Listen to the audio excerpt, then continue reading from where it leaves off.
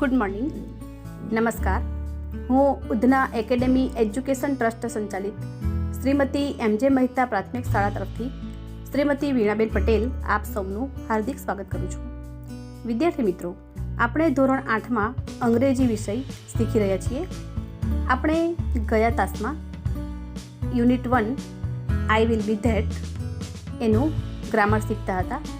એમાં આપણે કેન અને મેનો ઉપયોગ શીખી ગયા. આજે આપણે શુડ અને મસ્ટનો ઉપયોગ શીખીશું. ઓકે, સૌપ્રથમ જોઈએ use of should. Read the following dialogues. સૌપ્રથમ આપણે આ સંવાદ વાંચીએ. પહેલું, Chetan says, sir I have not done my homework. મેં મારું ગૃહ કાર્ય કર્યું નથી. I am really sorry for it. હું ખરેખર માફી માગું છું. Teacher says, you should do your homework regularly. કે તારું ગૃહ કાર્ય નિયમિતપણે કરવું જોઈએ. બીજું જોઈએ, Manish says, papa may I go out to play cricket. હું ક્રિકેટ રમવા બહાર જઈ શકું? પાપા સેઝ, સોરી યુ આર ઇલ. તું બીમાર છે. You should tech rest. તારે આરામ કરવો જોઈએ. ત્રીજું, Vimal says, I have a tooth એક. અંકલ અંકલ મને દાંતનો દુખાવો છે. Uncle says, you should go to a dentist. તારે દાંતના ડૉક્ટર પાસે જવું જોઈએ. આ વાક્યો પરથી આપણને શું ખ્યાલ આવે છે કે કોઈ કાર્ય કરવા માટે કોઈક વ્યક્તિને સલાહ આપવામાં આવી છે કે તારે નિયમિત ગૃહ કાર્ય કરવું જોઈએ, તારે આરામ કરવો જોઈએ કે તારે દાંતના ડૉક્ટર પાસે જવું જોઈએ.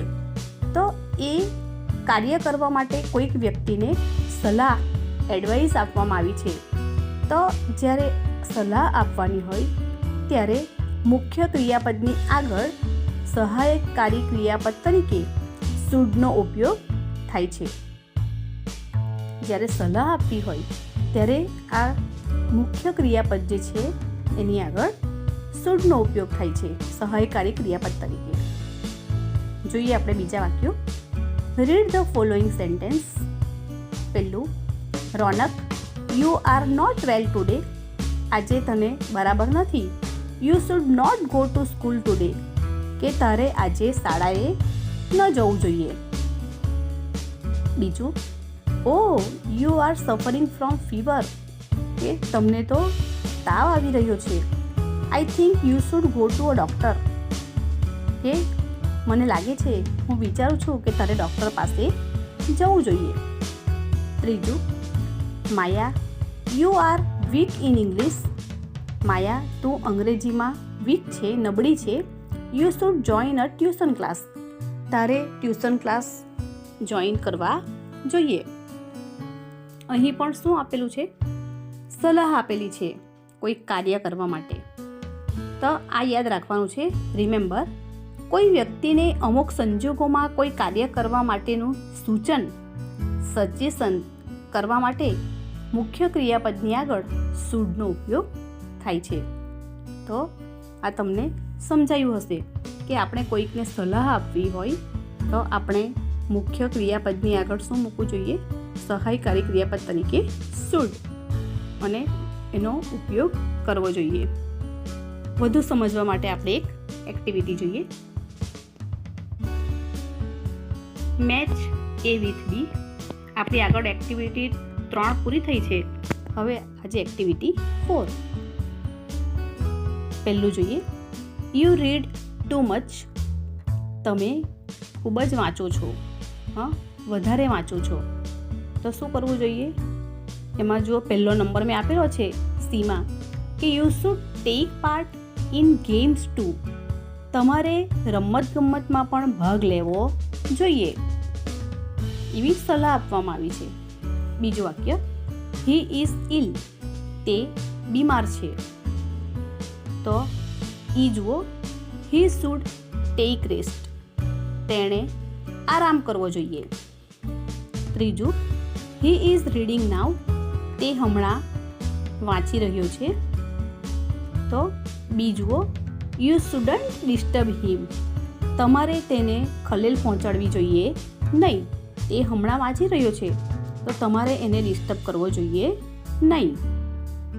ચોથું, it may rain any time. ગમે ત્યારે વરસાદ પડી શકે છે. તો શું આવશે? પહેલું જુઓ એ, you should take an umbrella with you. કે તમારે તમારી સાથે છત્રી લેવી જોઈએ, રાખવી જોઈએ. પાંચમું, ઇટ ઇઝ વેરી કોલ્ડ.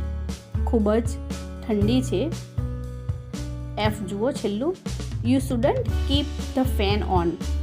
કે ખૂબ જ ઠંડી છે તો તમારે પંખો ચાલુ કરવો જોઈએ નહીં. છઠ્ઠું, ઇટ્સ ગેટિંગ લેટ. ખૂબ જ મોડું થઈ રહ્યું છે. ડી જુઓ, યુ શુડ હરી અપ. તમારે ઉતાવળ કરવી જોઈએ. તો આ રીતે શુડનો ઉપયોગ થાય છે વાક્યની અંદર. આગળ જોઈએ. હવે જોઈએ યુઝ ઓફ મસ્ટ. મસ્ટનો ઉપયોગ ક્યારે થાય છે? Read the following sentence. પહેલું, you must have a driving licence with you, said the policeman. પોલીસે કહ્યું કે તમારી પાસે ડ્રાઇવિંગ લાઇસન્સ હોવું જ જોઈએ. કમ્પલસરી, ફરજિયાત પણાની વાત છે. બીજું, we must reach the station in time to catch the train. Train પકડવા માટે આપણે સમયસર સ્ટેશને પહોંચવું જ જોઈએ. ત્રીજું, you must wear your school uniform, said the teacher. શિક્ષકે કહ્યું કે તમારે તમારો યુનિફોર્મ પહેરવો જ જોઈએ. ચોથું, we must pay the telephone bill before due date. કે તારીખ આવે એટલે તમારે તમારું ટેલિફોનનું બિલ જમા કરવું જ જોઈએ. પાંચમું, oh it's 10 PM, I must leave now. છઠ્ઠું, you must not smoke on the bus. કે તમારે બસની અંદર ધૂમ્રપાન કરવું જોઈએ નહીં. તો આ મસ્ટનો ઉપયોગ ક્યારે થાય છે? કે કોઈ ક્રિયા કરવા માટે અનિવાર્યતા કે ફરજિયાતપણાનો ભાવ દર્શાવવા માટે મુખ્ય ક્રિયાપદની આગળ સહાયકારી ક્રિયાપદ તરીકે મસ્ટનો ઉપયોગ થાય છે. અહીં આગળ જ્યારે સલાહ આપવાની હતી ત્યારે શુડનો ઉપયોગ થતો હતો અને અહીં શું છે કે કોઈ ક્રિયા ફરજિયાત કરવાની છે એવું કહે છે. જ્યારે ફરજિયાતપણાનો ભાવ દર્શાવવો હોય ત્યારે મુખ્ય ક્રિયાપદની આગળ શું આવશે? સહાયકારી ક્રિયાપદ તરીકે મસ્ટ. અમુક ક્રિયા કરવી જ જોઈએ, ન કરે તો નહીં ચાલે એવો ભાવ દર્શાવવા માટે મસ્ટનો ઉપયોગ થાય છે. અમુક ક્રિયા નહીં જ કરવી જોઈએ એવું ભારપૂર્વક કે દબાણપૂર્વક કહેવા માટે મસ્ટ નોટ, ને શોર્ટમાં શું કહેવાય છે? મસન્ટ, એનો ઉપયોગ થાય છે. તો આ ખાસ તમારે એક વાત યાદ રાખવાની કે જ્યારે આપણે ફરજિયાત એને કહેવું હોય ત્યારે શેનો ઉપયોગ થાય છે? મસ્ટ. તો આને લગતી એક એક્ટિવિટી જોઈએ. Activity 5, match A with B. A વિભાગને બી વિભાગ સાથે જોડો. પહેલું છે, I have to catch the train at 4 AM tomorrow. મારે સવારે 4 વાગ્યે આવતીકાલે ટ્રેન પકડવાની છે. તો શું કરવું પડશે એણે? જોઈએ C, I must get up at 3 AM. કે મારે ચોક્કસ 3 વાગે ઉઠી જવું પડશે. નહીં ઉઠે તો નહીં ચાલે. એણે 4 વાગે ટ્રેન પકડવી હશે તો એણે 3 વાગે ફરજિયાત ઉઠવું જ પડશે. એટલે મસ્ટ ગેટ અપ. બીજું, there is a massive fire. કે ખૂબ જ આગ લાગી છે તો શું કરવું જોઈએ? ડી જુઓ, you must call the fire brigade. તમારે તરત જ ફાયર બ્રિગેડને કોલ કરવો જોઈએ, એમને બોલાવવા જોઈએ. ત્રીજું, we are in the hospital. આપણે હોસ્પિટલમાં છીએ તો બી જુઓ, વી મસ્ટન્ટ ટોક અલાઉડ. આપણે મોટેથી વાતો કરવી જોઈએ નહીં. ચોથું, the teacher is teaching in the classroom. શિક્ષક વર્ગખંડમાં ભણાવી રહ્યા છે તો યુ મસ્ટ પે અટેન્શન. તમારે ધ્યાન આપવું જ જોઈએ. પાંચમું, the train is moving. Train ચાલી રહી છે. You must not get off. તમારે ઉતરવું જોઈએ નહીં. છઠ્ઠું, the exam is nearing. Exam ખૂબ જ નજીકમાં આવી રહી છે તો એ જુઓ. You mustn't waste your time.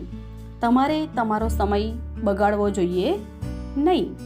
આ બધું ફરજિયાતપણે કરવાનું કહેવામાં આવ્યું છે. એટલા માટે શેનો ઉપયોગ થયો છે? મસ્ટ. આગળ જોઈએ. પરીક્ષામાં તમને આ રીતે પણ પૂછાય છે. તમે 6ઠ્ઠા અને 7મા ધોરણમાં શીખી જ ગયા કે શબ્દોને યોગ્ય ક્રમમાં ગોઠવી અર્થપૂર્ણ વાક્યો બનાવો. સ્પેલિંગ વાક્યના આગળ પાછળ છે. તમારે એને વ્યવસ્થિત ગોઠવીને યોગ્ય ક્રમમાં ગોઠવીને અર્થપૂર્ણ વાક્ય બનાવવાનું છે કે જેમાંથી કંઈક મિનિંગ નીકળે. પહેલું જોઈએ. Ministers where today my are. તો સાચું વાક્ય શું બનશે? Where are my ministers today. આજે મારા મંત્રીઓ ક્યાંક છે. બીજું, with about discuss only Raman I will sadhu this. સાચું વાક્ય છે I will discuss about this sadhu only with Raman. હું ફક્ત રમણ સાથે આ વિશે સાધુ વિશે ચર્ચા કરવા માંગુ છું. ત્રીજું, service their for money charge never sadhus good. સાચું વાક્ય છે good sadhus never charge money for their service. કે જે સાચા સાધુઓ છે તેઓ તેમની સેવાના બદલામાં પૈસા લેતા નથી. ચોથું, his eyes shunt his great opening the divine. સાચું વાક્ય છે ધ ગ્રેટ સંત is opening his divine eyes. કે મહાન સંત તેમની દિવ્ય આંખો ખોલી રહ્યા છે. પાંચમું, gift I your with am pleased. સાચું વાક્ય છે I am pleased with your gift. હું તમારી ભેટથી ખૂબ જ ખુશ છું. છઠ્ઠું, get back will money everyone his. સાચું વાક્ય everyone will get his money back. કે દરેકને તેમના પૈસા પાછા મળી જશે. તો આ રીતે શબ્દોને યોગ્ય ક્રમમાં ગોઠવી પૂર્ણ કરો. એક્ટિવિટી આપણે પૂર્ણ કરી. આના સિવાય બીજા પણ કોઈ તમને વાક્યો આવી શકે તો તમારે એને યોગ્ય ક્રમમાં ગોઠવી અને મિનિંગપૂર્ણ વાક્ય બનાવવાના. ઓકે, આગળ જોઈએ. આ પાઠના આપણે ભૂતકાળના રૂપો જોઈશું. Give past tense form of. ભૂતકાળના રૂપો લખો. આપણા આ પાઠની અંદર જે આવ્યા છે શબ્દો એ જોઈએ. પહેલું, ગ્રો અપ. એનું ભૂતકાળ છે ગ્રીવ અપ. બીજું, બીકમ, બીકેમ. ત્રીજું, થિંક, થોટ. ચોથું, ચૂઝ, ચોઝ. પાંચમું, કમ, કેમ. છઠ્ઠું, નો, ન્યૂ. સાતમું, ડુ, ડીડ. આઠમું, ફીલ, ફેલ્ટ.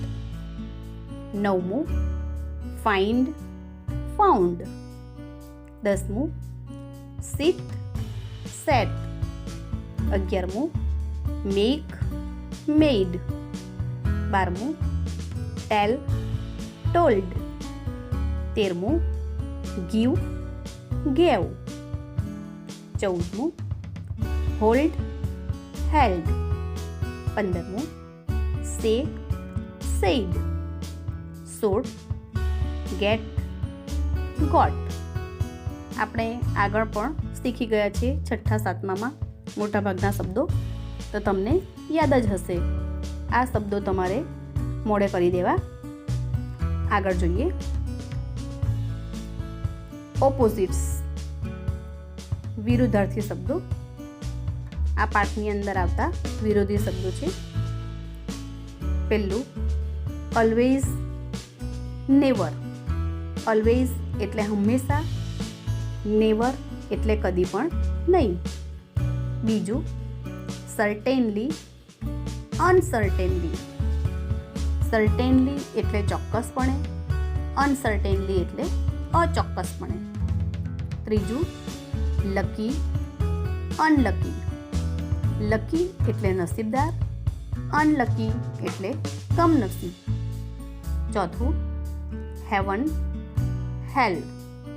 હેવન એટલે સ્વર્ગ, હેલ એટલે નરક. પાંચમું ડ્રાય, ગ્રીન. ડ્રાય એટલે સૂકા, ગ્રીન એટલે લીલા. છઠ્ઠું રિયલ, ફેક. રિયલ એટલે ખરું અથવા અસલી, અને ફેક એટલે બનાવટી અથવા નકલી. સાતમું એક્સેપ્ટ, રેફ્યુઝ. એક્સેપ્ટ એટલે સ્વીકારવું, અને રેફ્યુઝ એટલે અસ્વીકાર કરવો. આઠમું બ્લેસ, કર્સ. બ્લેસ એટલે આશીર્વાદ આપવા, કર્સ એટલે શાપ આપવો. નવમું હોલી, અનહોલી.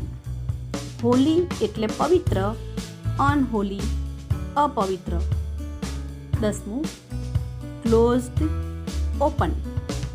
ક્લોઝડ એટલે બંધ, અને ઓપન એટલે ખુલ્લું. તો આ વિરોધી શબ્દો છે. વિદ્યાર્થી મિત્રો, આપણે આજે જે પણ એક્ટિવિટી શીખી ગયા એ દરેક તમારે નોટબુકની અંદર સારા અક્ષરે લખી લેવી અને એને યાદ કરવાની છે, યાદ રાખવાની છે. તેમજ આ લેસન મને વોટ્સએપ ઉપર પણ મોકલવાનું છે. સાથે તમારું નામ, ધોરણ, વર્ગ વ્યવસ્થિત લખીને મોકલશો. Okay, thank you.